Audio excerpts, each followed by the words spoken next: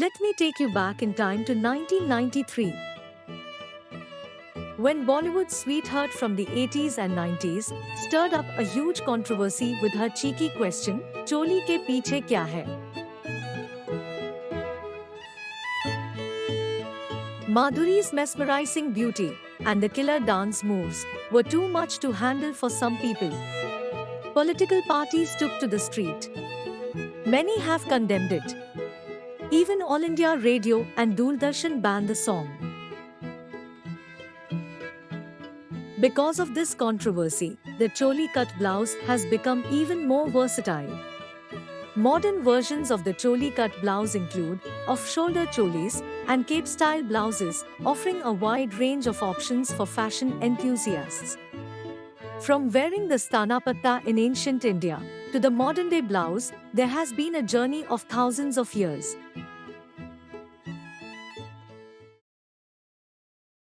Hello friends. Welcome to Disha Fashion Institute. I'm Mahek. In this video I'm going to explain the history of the blouse in India. It's a fascinating story, and I think you'll find it really interesting. The blouse worn by women in India for centuries.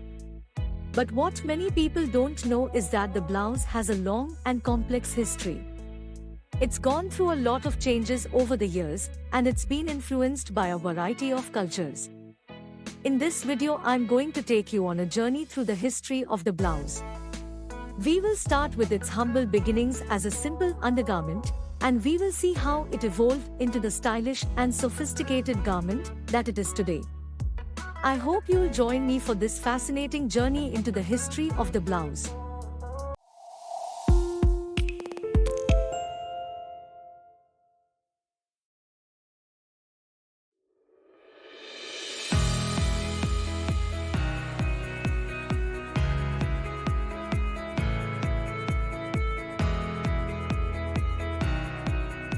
Did you know that the blouse has been around for centuries? It first started being worn in ancient India around 2nd century BC, and it's evolved a lot over time. It used to be a very simple garment, but it's become a lot more elaborate over the years.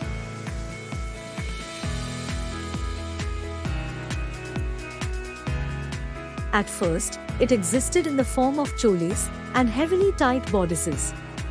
A number of figurines, sculptures and paintings suggest that there was a custom of wearing cholis with a regional diversity and versatility.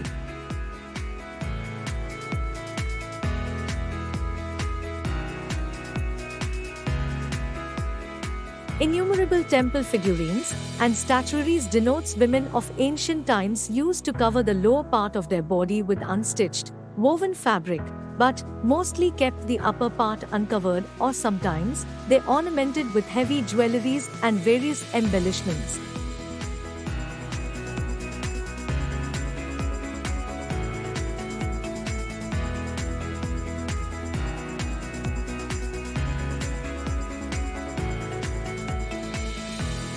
In Indian temple architecture, the finest figurines and statues of yakshis, apsaras flaunt their bare upper body part, sometimes ornamented with exquisite jewelries.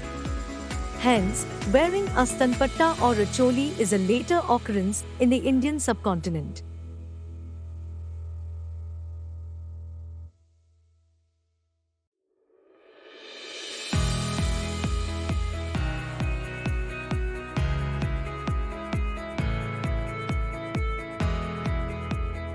In majestic Kangra paintings, women can be witnessed flaunting in vibrantly colorful skirts and gaudy cholis.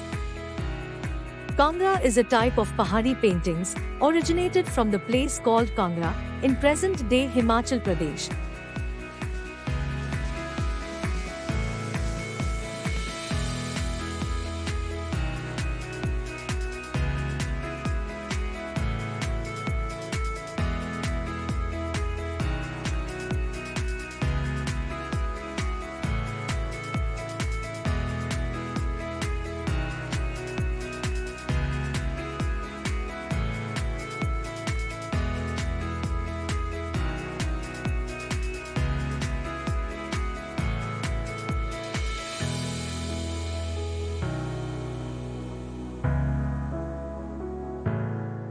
The blouse was a popular garment during the Gupta Empire, and it was worn by both men and women. The blouse was usually made of cotton or silk, and it was often decorated with embroidery or lace. The blouse was worn with a variety of other garments, including the antariya and the shawl. The blouse was a status symbol during the Gupta Empire, and it was often worn by wealthy and powerful people.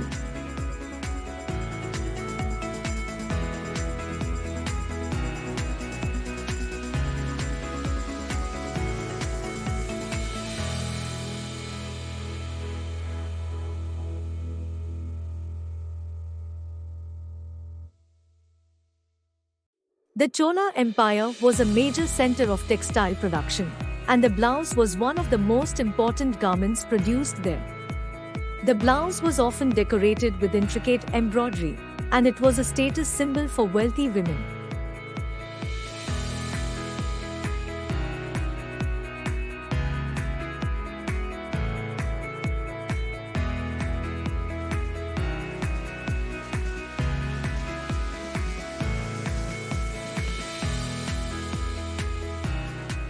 The Mughal invasion of India led to a dramatic change in Indian clothing. Some women started wearing cholis, while others did not. The social status of women and the climate they lived in also determined whether they covered their breasts.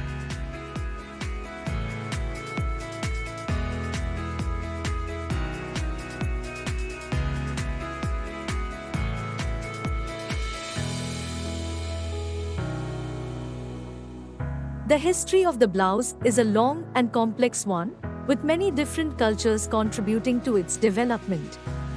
The modern blouse has its roots in the Portuguese and British traditions, but it has also been influenced by many other cultures over time.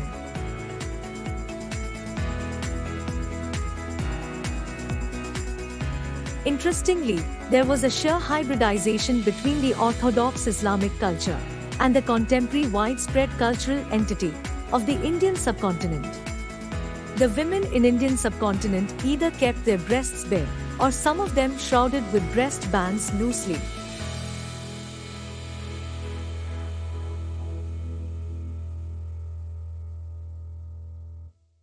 Royal women used to wear angias, which are scarves that cover the breasts. Women in the Deccan courts and Western India wore brightly embroidered ghagra and choli, which are long skirts and blouses.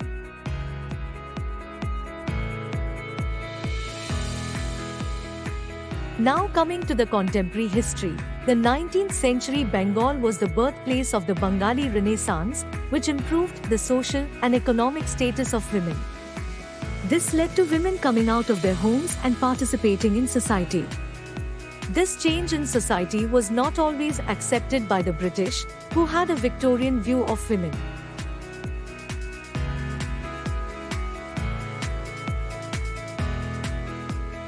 Nudity and exposure of parts of the body was seen as a sign of immodesty and a lack of sophistication.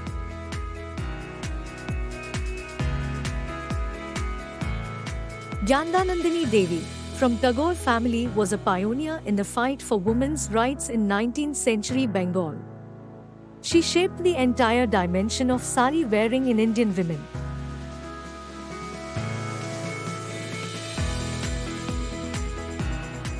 Gyandanandini Devi travelled abroad with her husband, which changed her views on fashion and life.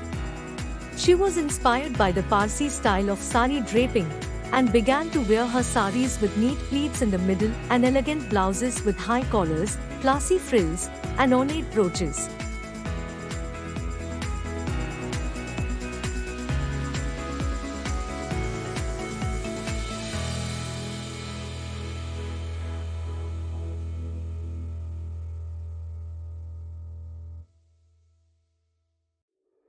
As we have learned so far, blouse has evolved over time in many ways.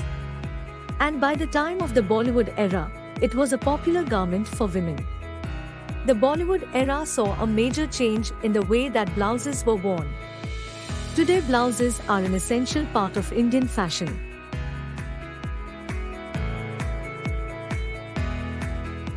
Now let me show you how few of the Bollywood movies and actresses have influenced the blouse fashion in India.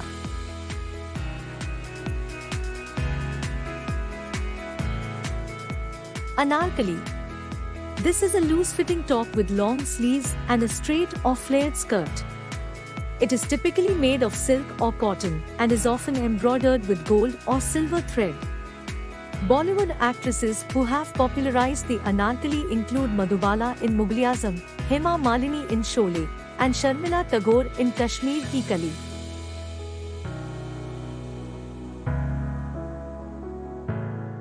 Choli cut blouse. This style of blouse is often decorated with intricate embroidery, beadwork, or sequins, and is available in a wide range of fabrics, including silk, cotton, and chiffon. Bollywood actresses who have popularized the choli cut blouse include Aishwarya Rai Bachchan in Hum Dil De Chuke Sanam, Kajol in Dilwale Dulhaniya Le Jayenge, and Deepika Padukone in Padmavati.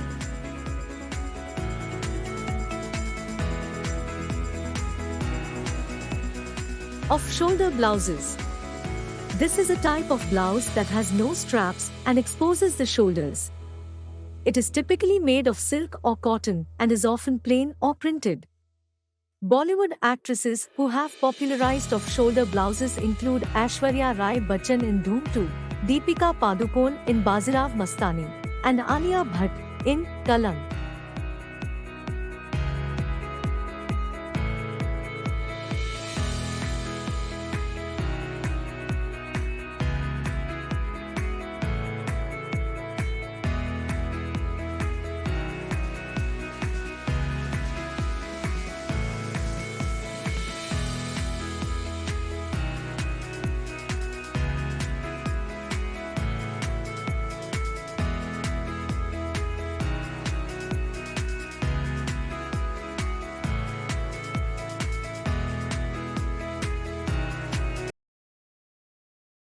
In case you're interested in learning more about the fascinating history of blouses, we have a detailed article available for you to explore. Simply click on the link provided in the description to access the article and discover the evolution of this iconic piece of clothing. That's it for today's video. Before we wrap things up, I have a quick question for you to test your knowledge on the fascinating history of blouses. Can you name the influential Indian woman who first wore a sari and blouse in the style that we recognize today, which has become the iconic fashion statement of saris and blouses? Share your answers in the comments section below, and don't forget to hit that subscribe button and turn on notifications to stay up to date with all our future videos. Thank you for tuning in, and I will catch you in the next one.